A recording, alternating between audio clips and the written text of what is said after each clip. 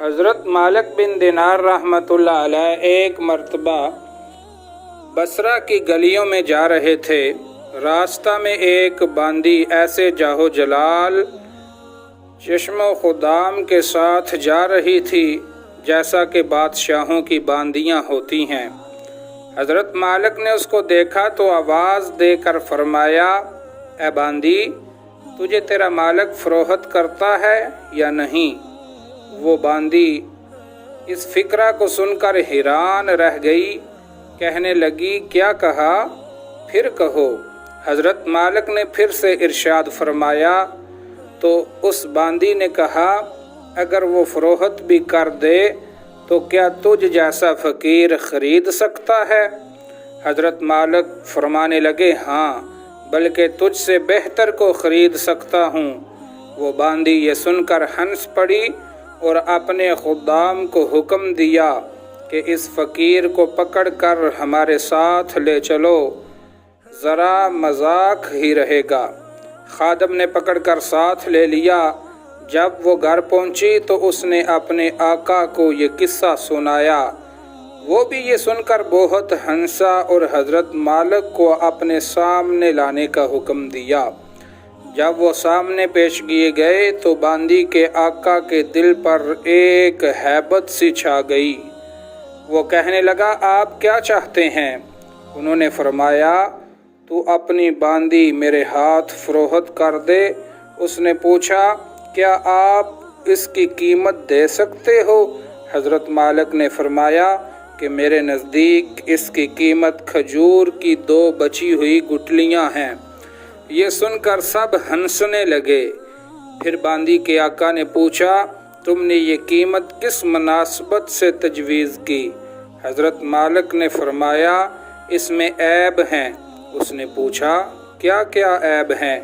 تو حضرت مالک فرمانے لگے، اگر وہ عطر نہ لگائے تو اس کے بدن سے بدبو آنے لگے، اگر دانت صاف نہ کرے تو منہ میں سرانڈ آنے لگے، اگر بالوں کو کنگھی نہ کرے تو پریشان حال ہو جائیں، جوئیں ان میں پڑ جائیں اور سر سے بدبو آنے لگے، ذرا عمر زیادہ ہو جائے گی تو بوڑھی ہو جائے گی اور منہ لگانے کے قابل نہ رہے گی، گندگی وغیرہ سب ہوتی ہے، ہر قسم کی علائشیں، تھوک، سنگ، رال، ناک کے چوہے وغیرہ اس میں سے نکلتے ہیں، غم و رنج اور مصیبتیں اس کو پیش آتی ہیں، خود غرض اتنی ہے کہ محض اپنی غرض سے تجھ سے محبت ظاہر کرتی ہے، اپنی راحت و آرام کی وجہ سے تجھ سے الفت جتاتی ہے۔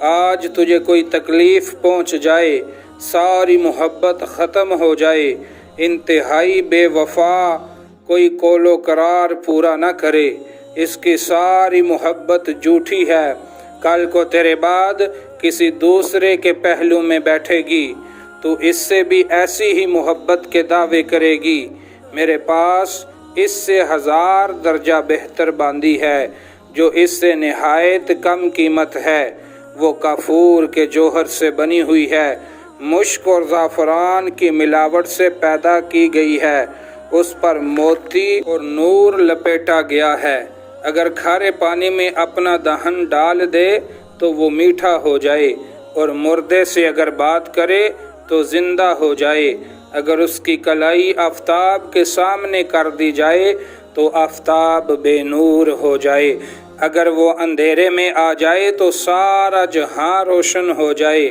اس باندی نے مشک و زعفران کے باغوں میں پرورش پائی ہے، یاقوت اور مرجان کی ٹہنیوں میں کھیلی ہے، ہر طرح کی نعمتوں کے خیموں میں اس کا محل، سرائے تسنیم جو جنت کی نہروں میں سے ایک نہر ہے، اس کا پانی پیتی ہے، کبھی وعدہ خلافی نہیں کرتی، اپنی محبت کو نہیں بدلتی۔ اب تم ہی بتاؤ کہ قیمت خرچ کر کے اعتبار سے کون سی باندی زیادہ موزوں ہے؟ سب نے کہا وہی باندی جس کی آپ نے خبر دی ہے۔ حضرت مالک نے فرمایا، اس باندی کی قیمت ہر وقت، ہر زمانہ میں ہر شخص کے پاس موجود ہے۔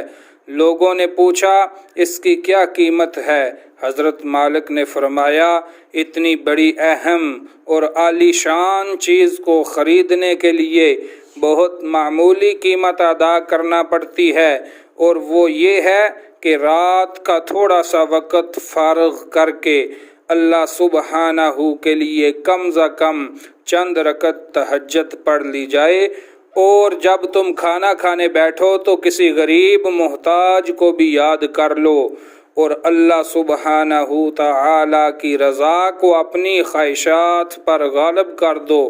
راستہ میں کوئی تکلیف دینے والی چیز، کانٹا، اینٹ دیکھو تو ہٹا دو۔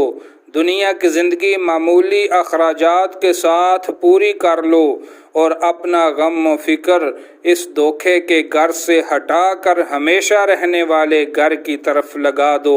ان چیزوں کے اہتمام کرنے سے تم دنیا میں عزت کی زندگی گزارو گے، اور آخرت میں بے فکر اور اعزاز و اکرام کے ساتھ پہنچو گے، اور جو نعمتوں کا گھر ہے اس میں اللہ سبحانہ تعالی کے قرب میں ہمیشہ ہمیشہ رہو گے۔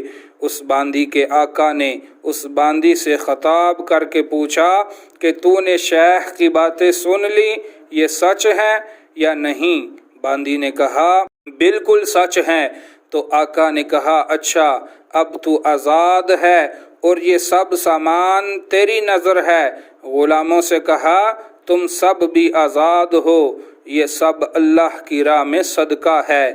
حضرت مالک ان کو دعائیں دیتے رخصت ہو گئے، اور وہ آقا اور اس کی باندی ساری زندگی عبادت میں مشغول ہو گئے، اور اسی حالت میں ان کا انتقال ہو گیا۔